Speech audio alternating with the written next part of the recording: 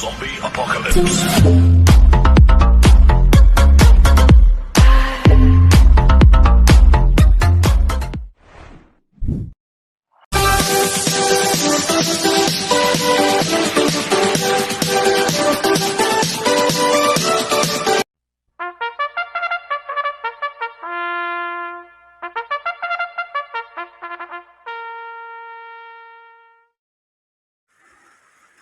Magandang araw po mga bayang terorista. Ngayon po ay araw ng linggo, August 9, 2026, karera po ng Metro Turf, Malbar, Batangas. Meron po tayong siyam na karera sa araw na ito. Nandito naman po yung lingkod, Drunken Master Wangbu, aka Eloto Budoy, para magbigay ng giya at analysis sa inyo mga bayang terorista. Mga bayang terorista, start po ng karera natin ay 2 p.m.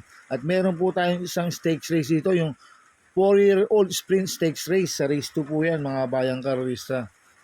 Kaya bago po ako magsimula magbigay ng giya at analysis, huwag pong kalimutan subscribe, like, and share YouTube channel ko po. At syempre huwag din pong kalimutan i-click yung notification bell ko para updated po kayo sa mga bagong video ko. Kaya mag-start na po ako sa pagbibigay ng giya at analysis. Race 1, first winner take all, covers races 1 to 7. May 10 kalawak po tayo dito, but 9 betting in option. Special invitational race, distance 1,400 meters. First choice ko po dito, numero 1, Tanging Ikaw. Nagagabayan po ni apprentice jockey JB Pilitro.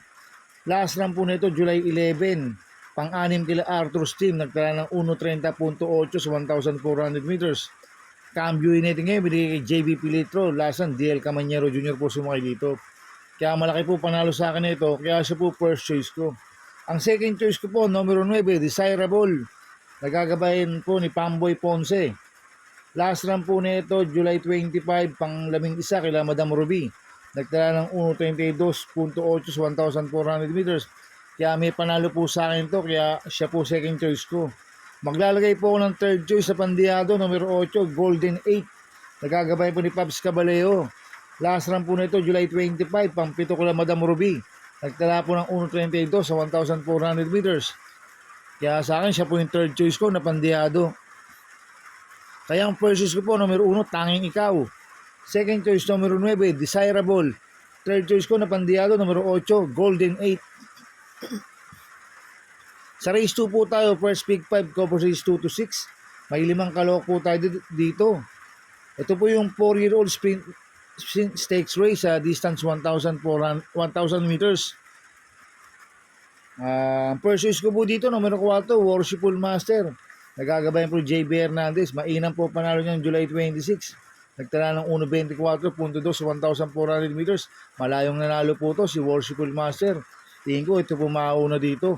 At gamay po ni JB Hernandez. Kaya malaki po panalo sa akin ito. Kaya siya po first choice ko.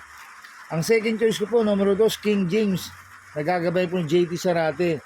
Ito nanalo po last run to noong June 28.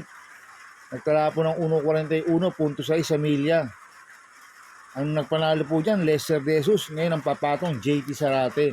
Kaya sa akin, malaki rin po panalo sa akin ito. Kaya si po second choice ko. Kaya ang first choice po, numero 4, Worshipful Master. Second choice, numero 2, King James. Sa race 3 po tayo, second winner take all, cover races 3 to 9. May 12 kalawak po tayo dito. Ang grupo 42 to 56 split. Ang distansya 1,400 meters. First choice ko po dito, numero 5, Hey Jojo. Nagagabayan po ni John Alvin Guse. Ito bagong baba po na rating base system. Galing po sa 57 to 70 po yan. Si Hey Jojo noong July 25. Pang-8 siya kila crusading. Nagtala ng 1.42 milya. Ngayon ang cambio nete binigay kay John Alvin Guse. Lasan Jomer Storky po sumakay dito. Kaya malaki po panalo sa akin ito. Kaya siya po first choice ko. Ang second choice ko po, numero 3, Ioctane. Nagagabayan po ni Patty Dilema. Mainam po panalo niyan July 25. Nagtala po ng 1.24.6 sa 1,400 meters. Banderan tapos po nanalo to si Ioctane. Ang napanalo po dyan, Joe Campo. Ngayon ang papatong Patty Dilema. Kaya sa akin may panalo po sa akin to. Kaya siya po second choice ko. Kaya ang first choice po, numero 5, Jojo. Second choice, numero 3, Ioctane. Sa race 4 po tayo, pick 7 races 4 to 9. May 6 na kalok po tayo dito. special invitational race sa distance 1,400 meters. So solohin ko na po ito, numero 4, Moon Racer. Nagagabayan po ni RCC Masio. Ito, last run po nito, July 12. Tercero ko lang G's favorite, nagtala po ng 1.29.6 sa 1,400 meters. Kaya sa akin, sosolohin ko na po yan, numero 4, Moon Racer. Sa race 5 po tayo, second pick 5, cover races 5 to 9. May 6 na kalok po tayo dito, but 5 betting in option. Ito po yung 4-year-old imported horse sa distance 1,600 meters. So, solohin ko na po ito, numero 5, Calculus. Nagagabayan po ni John Alvin Guse. Tingin ko, solo Irie po ito sa Calculus. Last run po nito, mabigat po nakakalaban noong August 1 sa PJC. Pang-5 kala User. Nagtala po ng 125.4 sa 1,400 meters. Nalutya lang po last run to nila Shiver Maping at Andiamo Appearance. Ngayon tingin ko solo Irie si Calculus. Kahit mahaba po distansya, kaya po ni John Alvin Irechan. Kaya sa akin, solohin ko na po yan, numero 5, Calculus. Sa race 6 po tayo, pick for event, races 6 to 9. May 11 kalok po tayo dito, but 9 betting in option. Ang grupo, 42 to 56 split, ang distansya, 1,400 meters. First choice ko po dito, numero 7, Border Force. Nagagabayan po ni Miles Pilapil. Last run po nito, July 25, pang-4 kila Super Daily din. Nagtala po ng 1.25.8 sa 1,400 meters. Kaya malaki po panalo sa akin ito, kaya siya po first choice ko. Ang second choice ko po, numero 6, Make No Mistake. Nagagabayan po si CS Pare Jr. Last run po nito, July 25, segundo kay Ayokting, nagtala po ng 1.26 sa 1,400 meters. Kaya sa akin, may panalo po sa akin to, kaya siya po second choice ko. Kaya ang first choice ko po, numero 7, Border Force. Second choice, numero 6, Make No Mistake. Sa race 7 po tayo. May 14 na kalok po tayo dito, but 12 betting in option. Ang grupo 57 to 70, ang distansya 1,600 meters. So solohin ko na po ito, numero 4, Bahu Bab. Nagagabayan po JRD Ocampo. Mainam po tinakbo niya noong July 26 sa Kings Gold Cup. Tercero po yan every 4 years. Nagtala po yan ng 1.23 sa 1,400 meters. Kaya sa akin, sosolohin ko na po yan. Numero 4, Bahu Bab. Sa race 8 po tayo sa penultimate race. May 5 kalok po tayo dito. Ang grupo 71 to 83 sa distansyang 1,600 meters. So solohin ko po ito, numero 5, every 4 years. Nagagabayan po ni JT Sarate. Nanalo po sa Kings Gold Cup yan noong July 26. Nagtala po ng 1.22.4 sa 1,400 meters. Ang tinalo po niya sila Speedrunner. At magaling kay JT Sarate yan. Kaya sosolohin ko na po yan, numero 5, every 4 years. Sa race 9 po tayo sa last race. May 11 kalok po tayo dito. Ang grupo 17 to 41 split. Ang distansya 1,400 meters.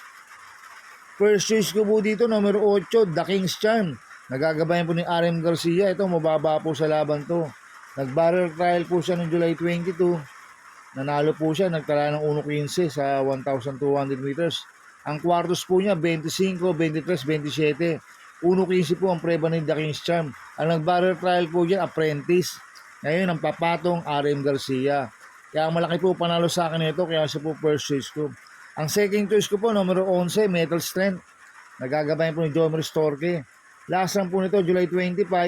Pang-4 kila make or break. Nagtala po ng 1.29.2 sa 1,400 meters. Kaya sa akin, may panalo po sa akin to, kaya siya po second choice ko. Maglalagay po ako ng third choice sa Pandiado, numero 7, Modern Stroke. Nagagabayan po ni Charles Reyes. Itong si Modern Stroke, lasan, nagkaroon po ng abirya to eh. Dumamba po sa alisan to eh.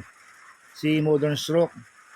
Ito, pag magandang ang alis nito, sa akin, magandang diado to. Kaya siya po, third choice ko na Pandiado.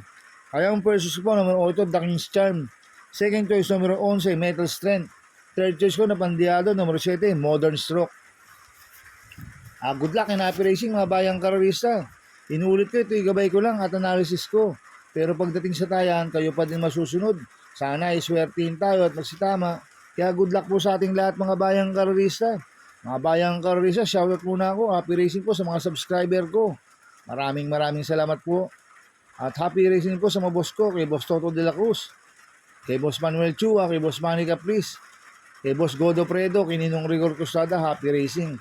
Happy racing po sa Maceda Stable, kay Boss Edward Maceda, kay Boss Oliver Maceda, kay Boss Maki Maceda. At happy racing po sa mga kagrupo ko sa Team Budoy. At happy racing po sa mga kagrupo ko sa Ping Ping Boys. Kaya mga bayang karorista, please subscribe my YouTube channel at Budoy 2.0. At sana lagi niyo pong panoorin ads ko, huwag niyo pong skip.